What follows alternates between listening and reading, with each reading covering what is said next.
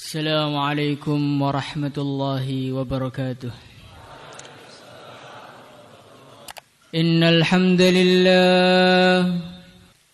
الحمد لله نستعينه ونستغفره ونؤمن به ونتوكل عليه ونعوذ به من شرور أنفسنا ومن سيئات أعمالنا من يهده الله فلا مضل له ومن يضلل فلا هادي له أشهد أن لا إله إلا الله وحده لا شريك له وأشهد أن سيدنا ومولانا وحبيبنا محمدا عبده ورسوله اللهم صل وسلم على سيدنا محمد وعلى آله وصحبه أجمعين أما بعد قال تعالى في كتابه الكريم والذين جاهدوا فينا لنهدينهم سبلنا وإن الله لمع المحسنين. Hadirin yang dimuliakan Allah Subhanahu wa taala. Sudah lama kita ini hidup di dunia ini. Ada yang sudah hidup di dunia 16 tahun. Ada yang hidup di dunia 20 tahun. Ada yang sudah hidup di dunia 60 tahun. Hadirin yang dimuliakan Allah Subhanahu wa taala, selama kita hidup di dunia ini sudah banyak manusia-manusia yang kita kenal. Kita mengenal ayah kita, kita mengenal ibu kita, kita mengenal saudara-saudara kita, kita mengenal tetangga-tetangga kita. Hadirin yang mulia, dengan bertambahnya umur, maka kenalan kita ini semakin banyak. Apalagi pada zaman sekarang ini, untuk kenalan dengan manusia mudah. Sehingga terkadang kita ini membanggakan jumlahnya orang-orang yang kita kenal. Teman saya ini 5.000. Pengikut saya ini 20.000. Anak-anak muda zaman sekarang.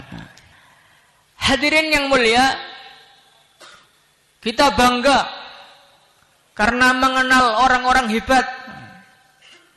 Saya kenal pemain bola sana, pernah foto bareng. Saya pernah salaman dengan bintang film ini, bintang film itu. Hadirin yang mulia, banyak manusia-manusia yang kita kenal dan kita bangga karena kenal dengan mereka.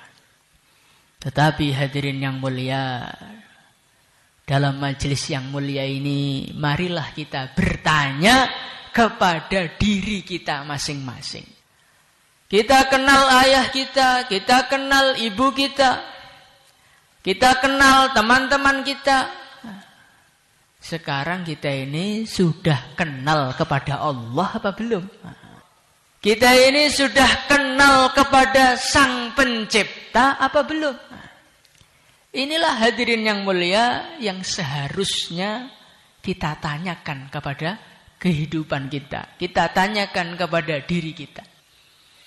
Kebanyakan manusia, mereka ini sibuk berkenalan dengan manusia. Sibuk berkenalan dengan alam. Sampai mereka lupa dengan yang menciptakan manusia. Sampai mereka ini lupa dengan yang menciptakan alam semesta. Hadirin yang mulia, padahal kenal kepada Allah Subhanahu wa taala, kenal kepada Sang Maha Pencipta, ini adalah perkara yang paling penting dalam kehidupan kita. Hadirin yang mulia, kita ini hidup di dunia. Kita ini makan di dunia. Minum di dunia. Tinggal di dunia. Yang beri makan siapa? Allah. Yang beri minum siapa? Allah. Tinggal di bumi milik siapa? Allah. Kita bernapas udara dari siapa? Allah. Hadirin yang mulia, semuanya dari Allah. Gratis kabeh. Nggak perlu beli. Tapi kita ini malah melupakan yang memberi kita. Kita ini malah tidak berusaha mengenalnya. Kita tidak berusaha mencintainya. Kira-kira orang seperti kita ini kenemenen apa mboten? Hadirin yang mulia, ini ada sekedar contoh. Sekedar contoh.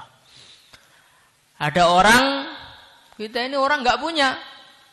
Motor juga nggak punya, rumah nggak punya. Tiba-tiba ada orang datang kepada kita, beri uang 1 miliar.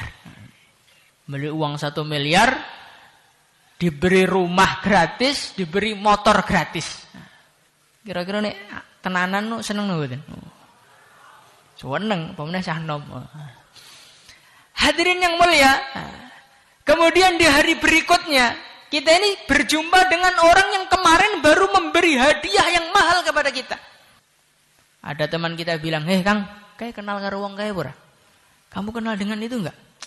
"Siapa itu? Enggak pernah lihat saya." Padahal semua orang di sekeliling kita tahu kalau dia habis memberi kita hadiah 1 miliar. Tapi ketika berjumpa dengan dia, kita pura-pura enggak kenal, kita malah sok-sok jual mahal. Kita dipanggil, sok-sok enggak mendengar. Kira-kira orang tuh lihat kita seperti apa? Oh, wong kurang ajar. Hadirin yang mulia, semua orang akan merasa aneh dengan kelakuan kita. Padahal sebetulnya inilah yang kita praktekkan kepada Allah Subhanahu wa taala. Allah memberi kita jantung. Allah memberi kita tangan, memberi kita mata. Jantung itu nikmat yang mahal apa yang murah? Mahal. Coba jantung sampean saya lepas. Saya tukar Innova baru, mau enggak? Enggak mau kan? Berarti kita ini hari ini dapat Innova baru dari Allah Subhanahu wa taala, lebih mahal dari itu. Kita ini diberi oleh Allah Subhanahu wa taala mata. Coba matanya saya lepas, saya ganti pesawat terbang, enggak akan mau. Hadirin yang mulia, kemudian Allah itu memanggil kita. Hayya 'alas shalah. Dipanggil oleh Allah untuk datang ke masjid. Bukan untuk setor uang, bukan untuk nyangkul, bukan. Suruh datang ke masjid tok. Datangnya pun enggak lama, paling 10 menit, 15 menit. Maka dibilangin teman kita, "Kang wis adzan." Halah adzan yo ben gak urusan, nyapa toh. Kira-kira orang seperti ini tuh orang kurang ajar apa tidak? Ya itulah kita, hadirin yang mulia. Masya Allah, kita ini adalah hamba yang betul-betul kurang ajar. Semua kita usaha mendekat, usaha berkenalan. Kita melihat ada orang yang cocok dengan hati kita, oh langsung nomor teleponnya dicari, alamat rumahnya dicari. Terus teman-temannya itu ditanya, orang itu hobinya apa itu? Kesukaannya apa itu? Kalau lewat di depan dia, penampilan kita rapikan. Bajunya kita rapikan walaupun pinjaman kan. Kalau mau main ke rumah dia, cari motor yang paling bagus walaupun kreditan. Hadirin yang mulia, ini padahal manusia. Seorang manusia yang belum pernah kita memberikan apa-apa kepada dia. Yang mungkin kita ini juga gagal mendekati dia. Bahkan kalau mungkin dia itu sudah punya manusia yang lain juga. Itu loh, kita itu rela mati-matian kenalan dengan dia. Lah ini Allah Subhanahu wa taala telah berbuat baik kepada kita.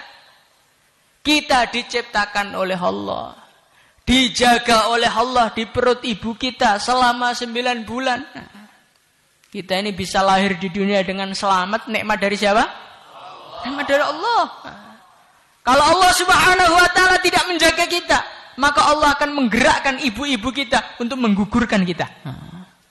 Sampean tasih lahir utuh manusia niku syukuran niku. Karena banyak manusia yang sudah jadi di perut ibunya nggak terima punya anak, akhirnya anaknya dibunuh di dalamnya. Hadirin yang mulia, kita dirawat oleh ibu kita. Yang menggerakkan ibu kita untuk merawat kita siapa? Allah Subhanahu wa taala. Maka hadirin yang muliakan Allah Subhanahu wa taala, kita ini hidup di dunia sekali ini, langkah pertama adalah belajar mengenal Allah. Insyaallah hadirin yang mulia. Allah sudah berbuat baik kepada kita. Wa in ta'uddu ni'matallahi la tuhsuha.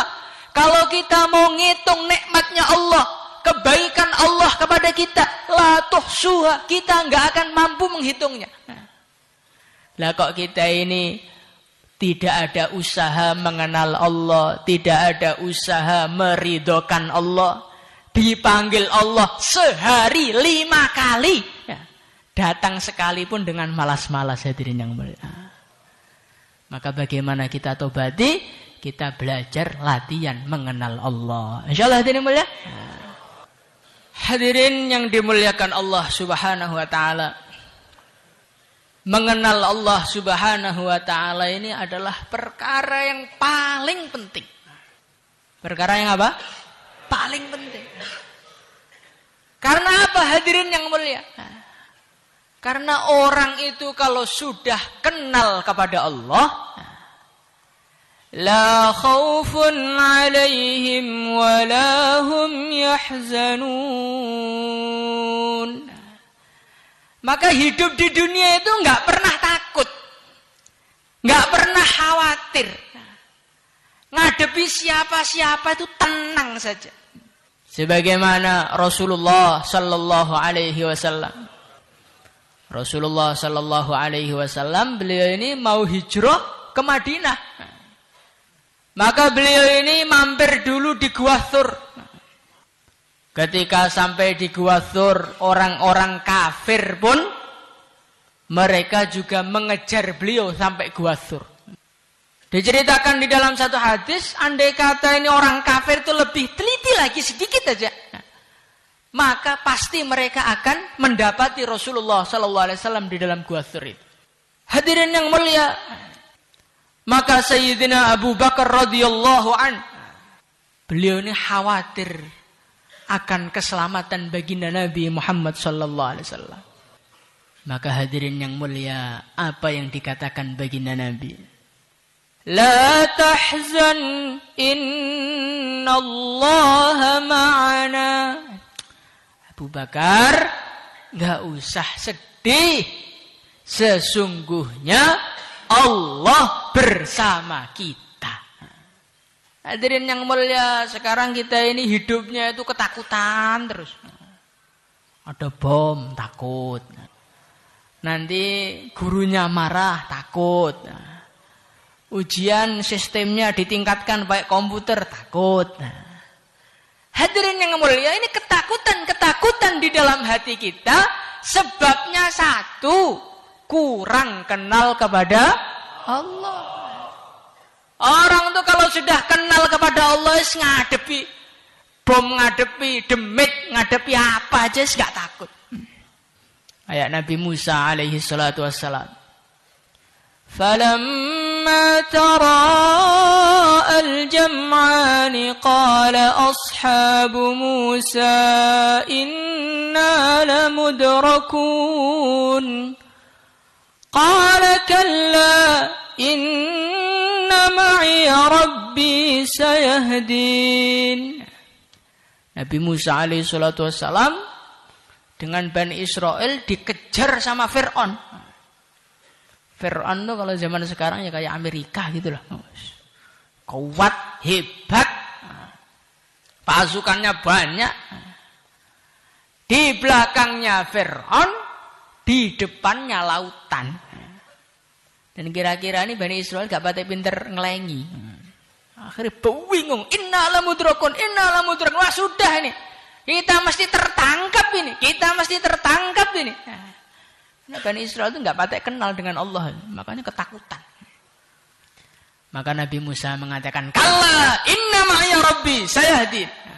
Sekali-kali tidak, sesungguhnya Allah bersama saya. Allah pasti akan memberi petunjuk kepada saya.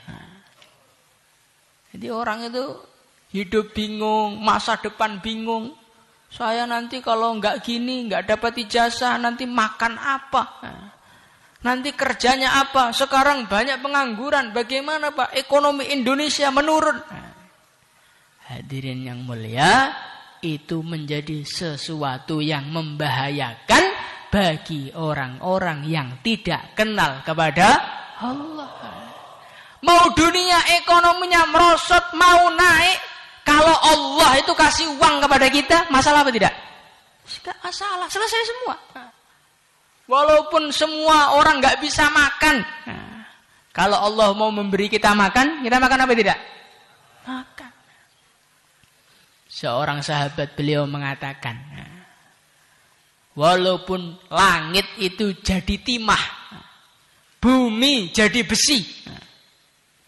Kira-kira kalau bumi jadi besi, ditanduri kena mboten? Mboten kena. Jadi tanduran mboten kenging, mboten saged ditanduri, kalau nggak bisa ditanami, bisa makan nggak kita? Kalau pakai logika nggak bisa makan. Tapi sahabat tadi mengatakan, walaupun bumi jadi besi, langit jadi timah, semua sumber makanan tidak ada. Orang yang kenal kepada Allah pasti dapat jalan keluarnya. Jadi sing penting niku kenal kali Gusti Allah. Sing penting niku kenal. Hadirin yang mulia, zaman sekarang orang itu ngurus apa-apa itu, kalau punya kenalan orang dalam itu tenang. Mau ngurus paspor, ini persyaratannya ini, gampang. Loh kok gampang Pak? Saya punya orang dalam. Urusan apa? Aku duwe kanca ning kabupaten aman. Aku duwe kenalan ning provinsi aman. Aku kenal kok karo presiden aman. Hadirin yang mulia, yang paling aman itu kalau kenal dengan yang menciptakan presiden. Siapa itu? Allah. Ning nggur kenal presiden mboten kondang. Kalau cuma kenal menteri tidak hebat, kenal yang menciptakan presiden itu baru hebat. Maka hadirin yang mulia, hidup sekali ini bagaimana kita usaha kenal kepada Allah. Insyaallah hadirin yang mulia. Lah orang itu kalau sudah kenal kepada Allah, taat kepada Allah, cinta kepada Allah, rizkinya dimudahkan oleh Allah. Wa man yattaqillaha yaj'al lahu makhraja wa yarzuquhu min haitsu la yahtasib. Wa man yatawakkal 'ala Allah fahuwa hasbuh. Barang siapa yang takwa kepada Allah, dan enggak mungkin orang itu bisa takwa kepada Allah kalau enggak kenal kepada Allah. Yaj'al lahu makhraja. Masalah apa saja mesti ada jalan keluarnya. Wa yarzuquhu min haitsu la yahtasib. Dan Allah akan memberi dia rizki dari jalan yang tidak disangka-sangka. Hadirin yang mulia, kalau kita ini dapat uang dari orang tua kita bisa menyangka itu biasa itu. Dapat uang dari hasil kerja itu biasa. Dapat uang dari gaji itu biasa. Tapi kalau orang takwa itu, Allah akan beri dia rizki dari jalan yang dia tidak mengira dia akan dapat rizki dari situ. Sudah pernah kita ini bangun tidur, tiba-tiba ada emas 1 karung itu? Nek dereng tahu berarti gung patek takwa. Hadirin yang muliakan Allah Subhanahu wa taala, maka bagaimana kita ini belajar kenal kepada Allah. Insyaallah hadirin mulia. Kemudian yang kedua kali setelah kita kenal kepada Allah, kita sadar kita ini hamba Allah Subhanahu wa taala. Maka langkah yang kedua, kita ini usaha mengenal panutan kita, idola kita, suri tauladan kita. Siapa itu? Baginda Nabi Muhammad sallallahu alaihi wasallam. Hadirin yang mulia, zaman Dajjal cah nom-nom zaman sakniki. Niku luwih kenal Kanjeng Nabi napa luwih kenal pemain bola. Kayak klub Eropa kayak pemainnya wong piro? Oh, pemainnya itu jumlahnya 23. Yang pertama kelahiran tahun 91. Golnya sekian-sekian. Dia punya adik ini, bapaknya ini, saudaranya ini, saudaranya ini. Hadirin yang mulia, tapi kalau kita ditanya Rasulullah sallallahu alaihi wasallam itu lahir tahun berapa? Ayo sampean kena roh napa mboten? Rasulullah sallallahu alaihi wasallam itu hijrah ke Madinah hari apa? Tambah bingung malih. Rasulullah sallallahu alaihi wasallam itu berjuang berapa tahun? Wis mbuh wae. Kula niku kenale nggih Kanjeng Nabi ngeten mawon. Lah karena kita ini kurang kenal dengan baginda Nabi, akhirnya kita ini kurang cinta kepada baginda Nabi. Maka hadirin yang mulia, kita ini harus baca sejarahnya Rasulullah sallallahu alaihi wasallam supaya kita ini menjadi kenal dengan baginda Nabi. Insyaallah hadirin yang mulia. Hadirin yang dimuliakan Allah Subhanahu wa taala, Masya Allah.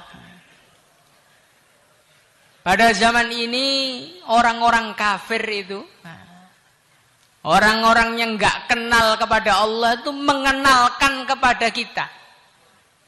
Mengenalkan idola-idola mereka kepada kita. Bolanya disiarkan di televisi. Kemudian olahraganya, ininya, filmnya, fotonya. Hadirin muliakan Allah Subhanahu wa taala, sehingga apa yang terjadi? Sehingga orang-orang Islam itu padahal wong desa itu mengidolakan orang-orang enggak jelas. Wong Magetan, pucuk gunung, ngisor pring. Niku apalane bintang Korea. Kan lucu. Ireng senengane bintang Korea aneh. Hadirin yang muliakan Allah Subhanahu wa taala, kalau kita mengenal baginda Nabi, maka semua keindahan di dunia tertutup semuanya. Hadirin yang mulia, kalau zaman sekarang itu manusia itu bersinar karena disenteri. Gimana betul? Kalau baginda Nabi, kullu baitin anta sakinuhu ghairu muhtajin ila suruji. Kalau baginda Nabi itu malah di kegelapan malam beliau malah bersinar. Setiap rumah yang engkau berada di dalamnya wahai baginda Nabi, maka sudah tidak perlu lagi dengan cahaya. Tidak perlu lagi dengan lentera. Sudah cukup cahaya Nabi menerangi rumah itu. Hadirin yang dimuliakan Allah Subhanahu wa taala, baginda Nabi Muhammad sallallahu alaihi wasallam seorang yang betul-betul tampan. Sehingga dikatakan oleh seorang ulama, ketampanan di alam semesta ini diibaratkan seperti buah semangka. Kemudian semangka tadi dibelah menjadi dua. Kemudian yang separuh dipotong lagi seperempat. Yang seperempat diberikan Allah Subhanahu wa taala, dibagi mulai manusia zaman Nabi Adam sampai bayi terakhir lahir di dunia. Jadi sampean sing rumangsa gandeng, keceran-keceran cipratan seprapat niku mawon. Mboten usah gaya. Orang yang kita idolakan, yang katanya ini katanya itu cuman seprapat yang sudah dibagi ribuan tahun. Turahan-turahan tok niku asline. Turahan gaya bisa. Makanya zaman sakniki niku HP kan dimanipulasi, menghaluskan wajah. Yaitu untuk menutupi wajah-wajah yang pas-pasan seperti kita itu. Hadirin yang muliakan Allah Subhanahu wa taala, maka seperempat yang lain Allah Subhanahu wa taala berikan kepada Nabi Yusuf alaihi salatu wassalam. Nabi Yusuf alaihi salatu wassalam itu saking tampannya. Falamma ra'aynahu akbarnahu wa قطعن أيديهن وقلنا حاش لله ما هذا بشرا in hadza illa malakun karim. Nabi Yusuf alaihi salatu wassalam itu saking gantengnya, wanita-wanita itu natap Nabi Yusuf langsung hilang segalanya. Sampai enggak terasa jari-jari mereka potong-potong sendiri. Sak ganteng-gantengnya sampean. Nek sing delok ditabrak montor tetep bengok. Ngene mboten? Nah, ini Nabi Yusuf saking tampannya wanita itu mengiris jarinya tidak terasa. Ketampanannya membius perasaan mereka. Padahal itu baru 1/4-nya. Lah separuhnya ini Allah berikan kepada Nabi kita. Sudah bisa bayangkan bagaimana ketampanan beliau? Hadirin yang dimuliakan Allah Subhanahu wa taala, baginda Nabi Muhammad sallallahu alaihi wasallam orang yang bercahaya, orang yang betul-betul tampan. Ditambah lagi beliau ini adalah orang yang sangat-sangat kuat. Ada seorang jagoan dari Arab nantang sparring sama baginda Nabi. Apa bahasa Jawa ini? Nantang sambung. Orang yang paling kuat kalah sama baginda Nabi. Ketika Rasulullah sallallahu alaihi wasallam dengan para sahabat radhiyallahu anhum, mereka ini menggali parit. Mau perang Khandaq itu menggali parit. Parit di antara 2 gunung di Madinah. Ini bangun paritnya zaman itu betul-betul luar biasa. Paritnya kira-kira panjangnya 5 kilo. Lebarnya itu sekitar 4 meter. Dalamnya ini sekitar 3 meter. Dikerjakan para sahabat pakai cangkul manual 15 sampai 24 hari atau 15 hari selesai. Dalam keadaan kelaparan. Hadirin muliakan Allah Subhanahu wa taala, maka para sahabat radhiyallahu anhu mereka menemukan batu. Semua enggak ada yang bisa mecahkan. Mereka lapor kepada Rasulullah sallallahu alaihi wasallam. Rasulullah sallallahu alaihi wasallam turun tangan, sekali pukul langsung pecah batunya. Jadi kalau kita ini mau mengidolakan manusia karena kuatnya, baginda Nabi manusia terkuat. Kalau kita mau mengidolakan orang karena ketampanannya, manusia yang paling tampan adalah siapa? Baginda Nabi Muhammad sallallahu alaihi wasallam. Kalau kita ini mau mengidolakan manusia karena budi pekertinya. Zaman sekarang orang cinta, oh kenapa ini pimpinan saya ini bagus pak, belusukan kemana-mana. Hadirin yang mulia, akhlaknya manusia siapa saja nggak ada apa-apanya dibandingkan baginda Nabi. Laulat tasyahudu lakana lahu na'am. Baginda Nabi Muhammad sallallahu alaihi wasallam beliau ini sangat dermawan, sangat dermawan. Saking dermawannya sampai beliau itu kalau diminta apa saja nggak pernah mengatakan jangan. Nggak pernah mengatakan jangan. Diminta apa saja kalau beliau punya mesti diberikan. Itulah baginda Nabi Muhammad sallallahu alaihi wasallam. Suatu hari baginda Nabi diberi orang hadiah baju baru. Maka dipakai oleh baginda Nabi, dibawa ke masjid. Ada sahabat bilang, ya Rasulullah, bajunya kok bagus sekali ya Rasulullah. Kalau kita bagaimana? Pakai baju baru atau pakai motor baru. Kang, motormu apik tenan. Oh iya toh, motornya sopo.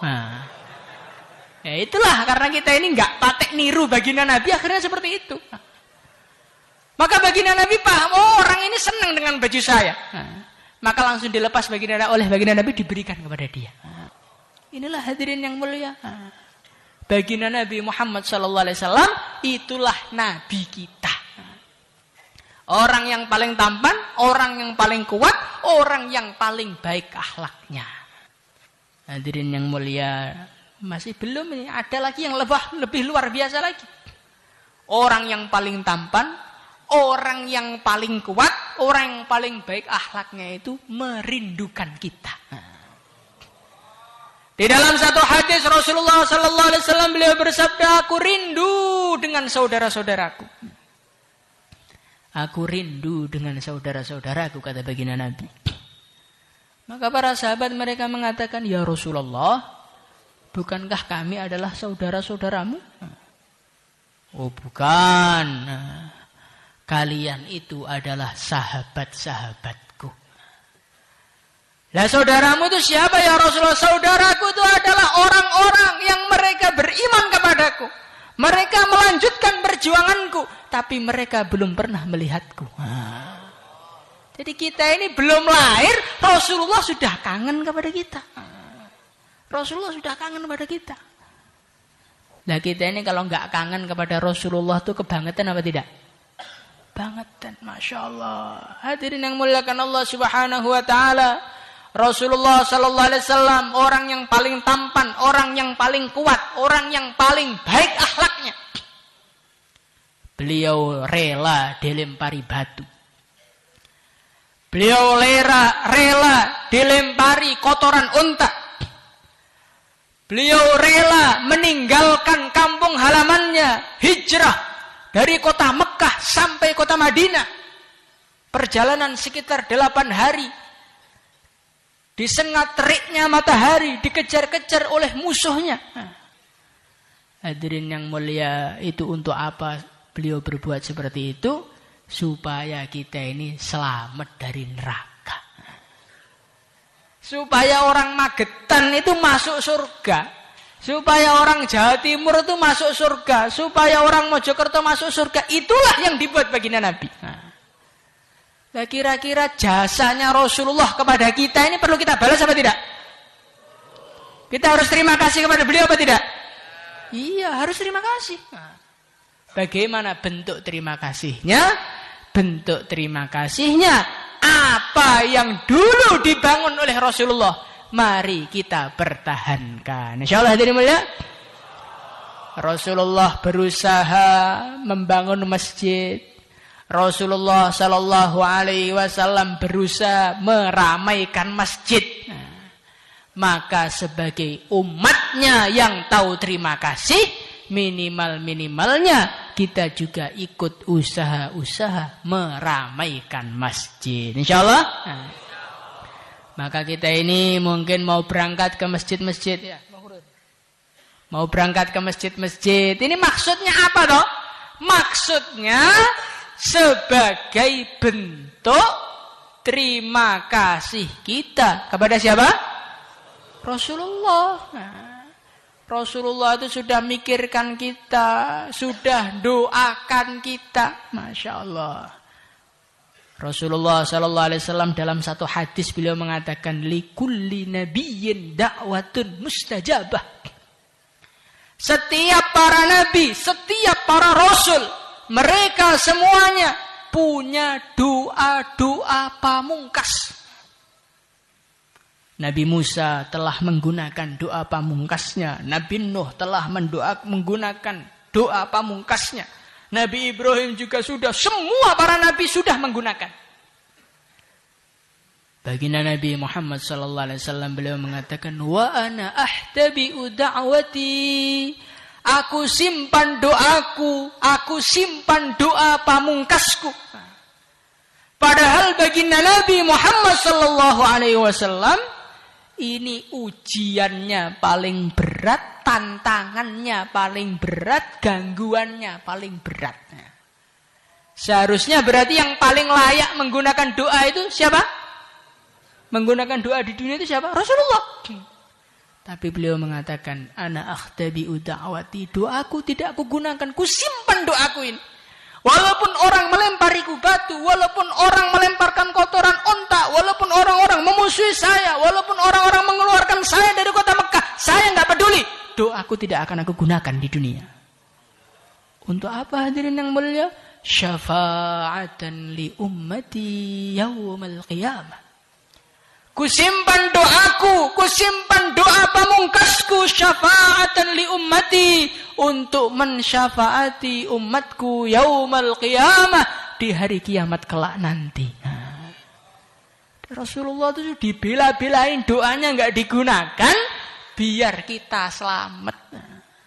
Kita ini dipikirkan baginda Nabi, didoakan baginda Nabi, dirindukan baginda Nabi. Terus jadi umatnya Nabi, nggak mau ingat Nabi, sejarahnya nggak mau baca, perjuangannya nggak mau teruskan. Kira-kira ngeten iki apike dibeleh napa mboten? Makanya kita niki belajar ngurip-ngurip masjid, ngejak-ngejak tiang, sholat teng masjid. Ini maksudnya apa? Maksudnya sebagai bentuk terima kasih kita kepada siapa? Rasulullah sallallahu alaihi wasallam.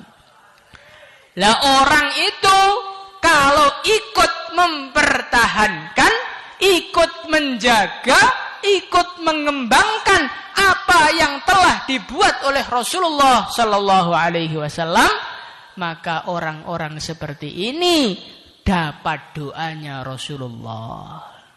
Rasulullah SAW beliau bersabda, rahimallahu khulafai alladzina yuballighuna anni. Semoga Allah merahmati para penerusku, kata Nabi. Mereka adalah orang-orang yang menyampaikan agama dariku. Jadi ngajak orang sholat, ngajak orang ke masjid, ngomong kebaikan kepada orang. Nah, ini namanya menyampaikan agamanya Rasulullah. Lah orang seperti ini akan dapat doanya siapa? Rasulullah. Kira-kira kalau yang doa itu Rasulullah makbul apa tidak? Nah iya, makanya orang itu kalau sudah dapat doa Rasulullah, selamat dunia, selamat akhirat. Siapa yang ingin selamat dunia akhirat? Caranya mudah saja. Teruskan perjuangan Rasulullah. Insyaallah ya. Maka kita ini mau belajar huruf berapa hari? Huruf 2 hari ya, walaupun sebentar. Tapi ini Masya Allah ini. Ya. 2 hari kalau diterima oleh Allah, ini sudah mengantarkan kita kepada ridho Allah Subhanahu wa taala. Makanya selama huruf 2 hari ini, belajar-belajar di masjid yang sungguh-sungguh. Insyaallah ya. Loh Pak, saya ini kan masih muda. Jenenge cah nom ya cah nom Pak. Jangan suruh serius-serius gitu loh. Kok kayak udah mau ke kuburan saja. Loh, apakah yang masuk kuburan itu orang tua semua? Iya apa tidak? Tidak, anak muda yang masuk kuburan banyak. Lah kalau kita ini kebetulan takdirnya itu masuk kuburannya muda, ya semoga sampean dulu lah, jangan saya. Terus kita ini sudah kenal Rasulullah, sudah kenal Allah, kira-kira masuk surga apa neraka? Masuk surga.